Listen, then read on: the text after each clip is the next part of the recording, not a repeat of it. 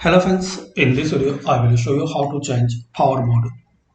If you want to make your system for power mode as best power efficiency in Windows 11, so just follow these settings. Click on Start, Settings.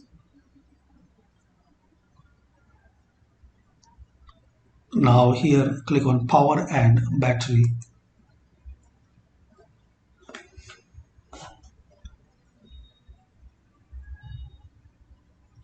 Now guys, you will see here option Best Performance, and once you click on this drop down, so here you will see options like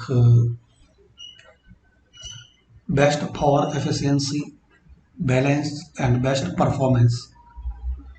So you can select as your requirement. Optimize your device based on power, use and performance. So to select best power efficiency, select it.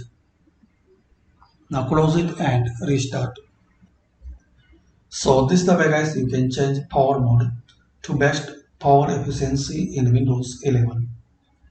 Thanks for watching.